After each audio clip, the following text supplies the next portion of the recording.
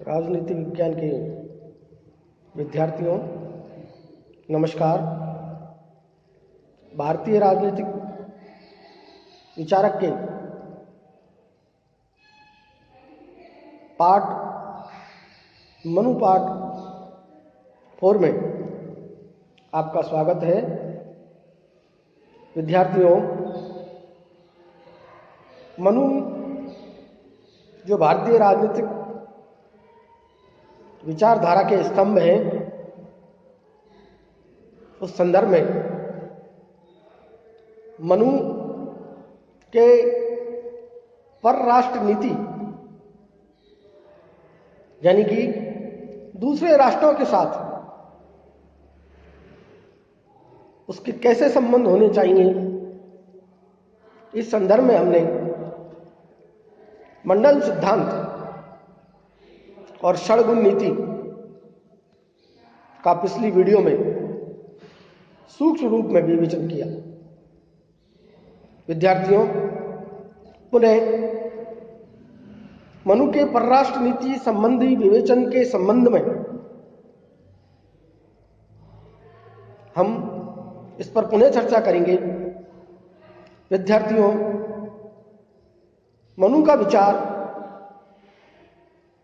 मनु का दूसरे राष्ट्रों के साथ संबंध, परराष्ट्र संबंध से अभिप्राय यह है कि एक राज्य का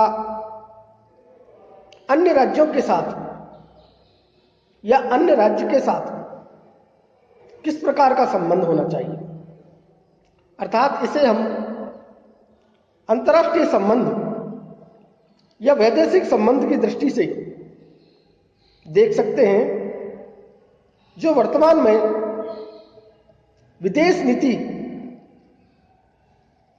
से संबंध रखती है। विदेश नीति का जितना अधिक महत्व है, उतना ही अधिक महत्व मनु के परराष्ट्र संबंधी विचारों से है। विद्यार्थियों, मनु ने इस संबंध में 2 दृष्टिकोण प्रस्तुत किए हैं। पहला मंडल सिद्धांत और दूसरा षड्गुण नीति। मंडल सिद्धांत की यदि हम चर्चा करें तो मनु का यह सिद्धांत अंतर्राष्ट्रीय संबंधों के सफल संचालन की दृष्टि से राज्यों के वर्गीकरण पर जोर देता है।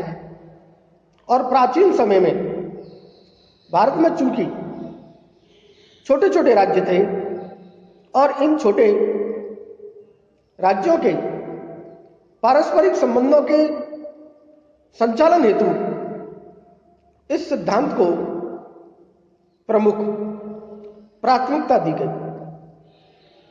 विद्यार्थियों, मनु के अनुसार राजा महत्वाकांक्षी हो। मनु ये कहते हैं कि राजा को महत्वाकांक्षी होना चाहिए और अपने क्षेत्र का उसे निरंतर विस्तार करते रहना चाहिए। और मनु ने इस सिद्धांत के आधार पर राज्यों का वर्गीकरण प्रस्तुत किया है। उनकी सामर्थ्य स्थिति के अनुसार इसे विभिन्न श्रेणियों में विभक्त किया है। यदि हम श्रेणियों की चर्चा करें तो वो इस प्रकार है। पहला विभाजन वीजुगीसी राज्य के अंतर्गत आता है। दूसरा उसका विभाजन मध्यम राज्य से है। तीसरा उसका विभाजन शत्रु राज्य से है। और चौथा मंडल सिद्धांत का विभाजन उदासीन राज्य से है। विद्यार्थियों, यहां हमें समझना है कि वीजुगीसी राज्य क्या है। विद्यार्थियों, मनु के अनुसार यह वीजुगीसी राज्य ऐसा राज्य है जो कि केंद्र बिंदु है और जो हमेशा विजय प्राप्त करने की इच्छा रखता है। विजय होने की इच्छा रखने वाला राज्य बीजू-कीसी राज्य के अंतर्गत माना जाता है और अपने क्षेत्र का निरंतर विस्तार करने में लगा रहता है। साथ ही यह राजमंडल का मंडल सिद्धांत का केंद्र बिंदु भी माना जाता है।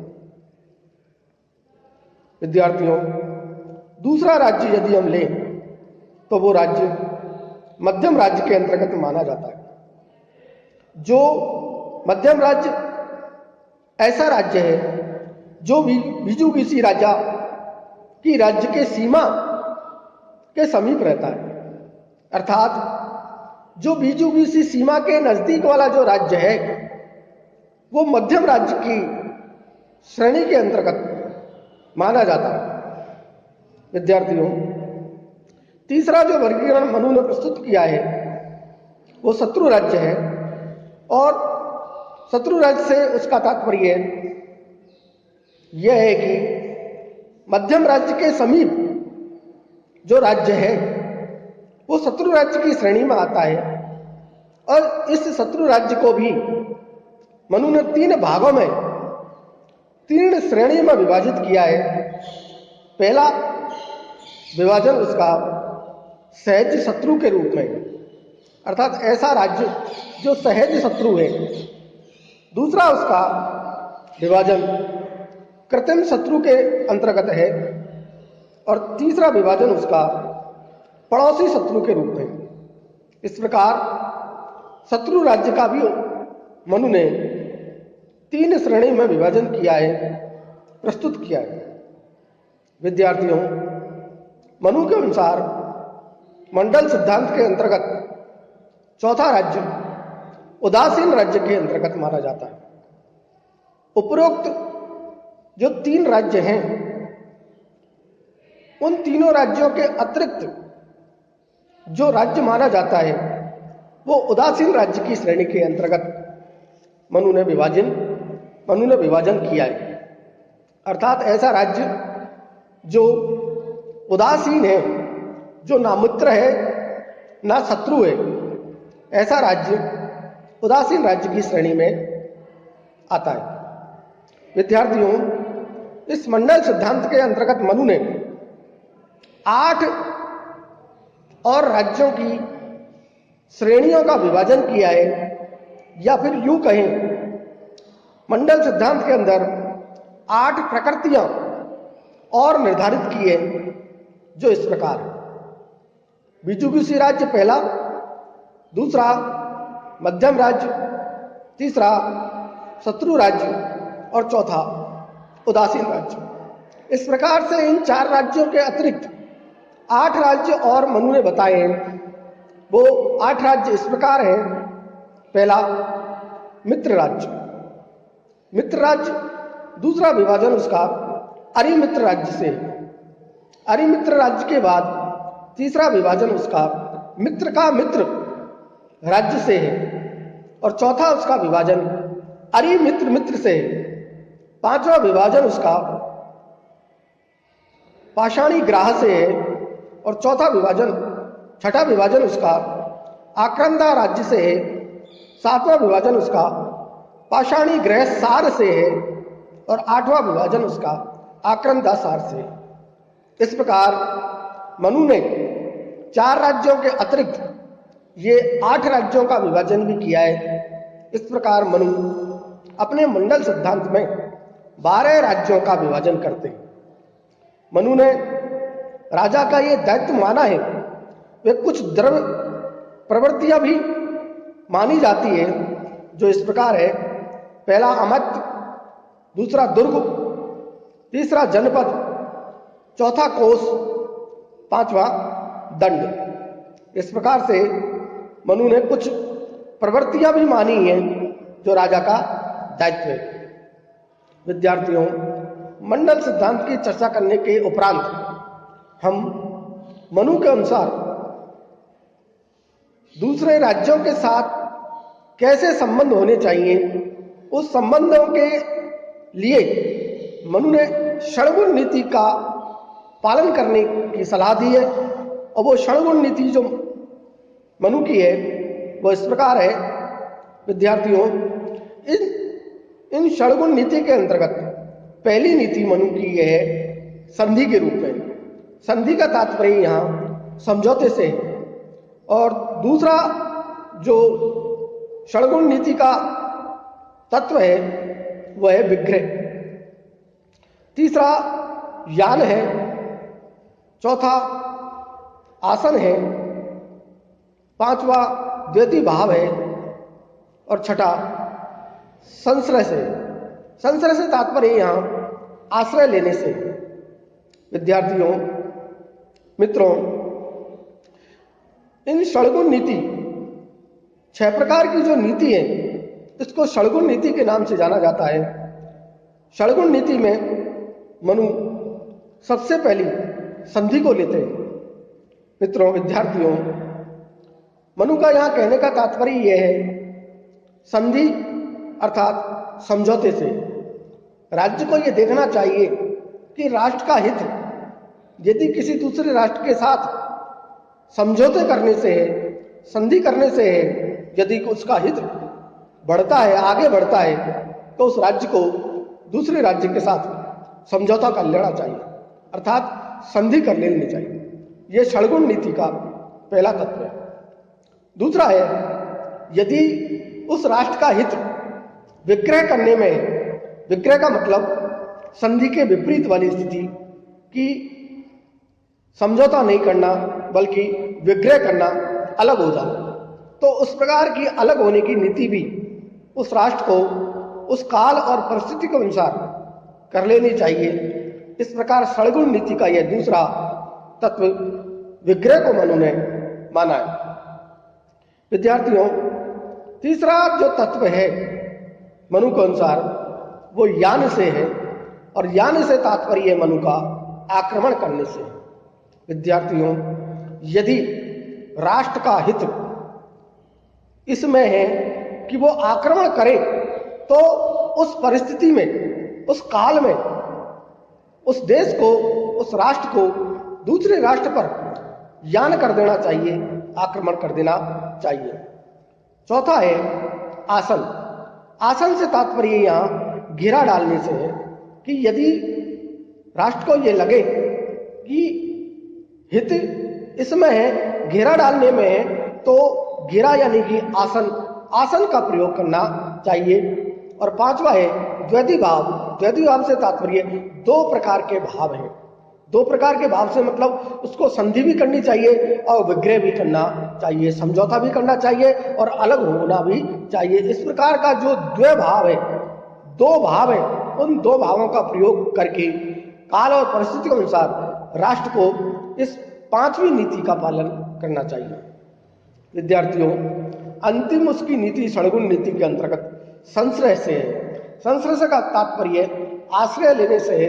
यदि उस राष्ट्र को ये लगे कि मेरे हित इसमें है, किसमें है, संश्रय में है, यानी कि आश्रय लेने में है, तो उस राष्ट्र को बेहिचक होकर के दूसरे राष्ट्र का संश्रय ले लेना चाहिए, आश्रय ले लेना चाहिए। इस प्रकार से पर राष्ट्र संबंधों के अंतर्गत मनु ने मंडल सिद्धांत और षडगुण नीति का विवेचन किया है, जो मैंने आपको इस वीडियो के माध्यम से बताया। विद्यार्थियों, अब हम चलते हैं मनु की राजनीतिक व्यवस्था क्या है। परराष्ट्र संबंधों के अंतर्गत राजनीतिक या राजदूत की जो भूमिका है, उस भूमिका के संबंध में मनु कहते हैं कि किसी भी राज्य के अन्य राज्यों से कूटनीतिक संबंध बनाने के लिए दूत व्यवस्था अत्यंत आवश्यक है। जो वर्तमान में राजदूत बनाए जाते हैं वो उस समय दूत के रूप में ही कार्य करते थे।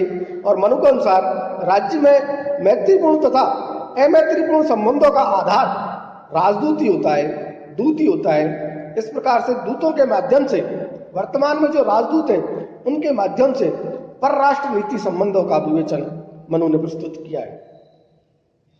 विद्यार्थियों, अब चलते हैं हम मनु के युद्ध संबंधी क्या विचार हैं। तो मनु ये कहना चाहते हैं, मनु यह समझाना चाहते हैं कि युद्ध एक अंतिम विकल्प नहीं है, युद्ध के मनु बिल्कुल भी पक्षधर नहीं थे और उनके अनुसार युद्ध एक अंतिम विकल्प के रूप में लिया जाना चाहिए। जहां तक वो राजा को साम, दान, दंड और भेद, इन 4 प्रकार के उपायों का सबसे पहले प्रयोग करना चाहिए और इनके बाद भी यदि बात नहीं बनती है तो अंतिम विकल्प के रूप में युद्ध को लेना चाहिए और शत्रु राज्य को परास्त कर देने में ही उस राष्ट्र का हित सुनिश्चित होता है। इस प्रकार मनु ने सामान्यतः युद्ध के परित्याग का ही परामर्श दिया है। विद्यार्थियों, मनु ने शासक को यह भी कहा है, राजा को यह भी कहा है कि वह परिस्थितियों का आकलन करने के पश्चात ही दूसरे राज्य पर आक्रमण करे। मनु ने युद्ध के 2 प्रकार बताए हैं, पहला धर्म युद्ध और दूसरा कूट युद्ध। इस प्रकार से मनु ने युद्ध संबंधी अपने विचारों को प्रस्तुत किया है। विद्यार्थियों, यदि हम यह देखें कि मनु की सामाजिक व्यवस्था के संबंध में क्या विचार है, तो मनु एक महान समाजशास्त्री थे और उन्होंने अपने ग्रंथ मनुस्मृति में सामाजिक व्यवस्था के महत्व को दर्शाते हुए सामाजिक व्यवस्था के नैतिक आधार, सामाजिक संगठन के सिद्धांतों का वर्णन किया है और इस व्यवस्था में राज्य के कर्तव्यों का विस्तृत विवेचन प्रस्तुत किया है, जो कि मैंने आपको पिछली वीडियो में बताया था। विद्यार्थियों, वर्ण व्यवस्था के संबंध में मनु के क्या विचार हैं, इस संबंध में यदि हम चर्चा करें तो मनु ने सामाजिक व्यवस्था को धर्म और कर्म के आधार पर 4 वर्णों में प्रस्तुत किया है। पहला वर्ण उसका ब्राह्मण, दूसरा क्षत्रिय, चौथा वैश्य और तीसरा वैश्य और चौथा शूद्र के रूप में उन्होंने विभाजन किया है। इससे यहाँ स्पष्ट होता है कि मनु ने चारों वर्णों को एक दूसरे पर निर्भर माना है और समाज का निर्माण और संपन्नता के लिए चारों वर्णों को निर्दिष्ट दिए गए कार्यों को संपन्न करना अति आवश्यक है। अर्थात जो कार्य ब्राह्मण का है वो ब्राह्मण को संपन्न करना चाहिए, जो कार्य वैश्य का है वो वैश्य को संपन्न करना चाहिए, जो कार्य क्षत्रिय का है वो क्षत्रिय को करना चाहिए और जो कार्य शूद्र का है वो शूद्र को करना चाहिए। इस प्रकार चारों वर्णों को अपने अपने दिए गए कार्यों का संपादन करना चाहिए, जिससे सामाजिक व्यवस्था बनी रहे। इस प्रकार से विद्यार्थियों, मनु ने अपने विचारों को राजनीतिक विचार, सामाजिक विचार, आर्थिक विचार, युद्ध संबंधी विचार और मंडल सिद्धांत और षड्गुण नीति का विवेचन किया है, जो मैंने आपको इस वीडियो के माध्यम से समझाया है। इस प्रकार मनु हमारा इस वीडियो के माध्यम से 4-5 जो वीडियो हमने बनाए उसके द्वारा आपको समझाया गया। मित्रों, अगली वीडियो में हम अगला विचारक या तो कौटिल्य को लेंगे या शुक्र को लेंगे। इस पर हम विस्तृत विवेचन करेंगे। तब तक के लिए धन्यवाद।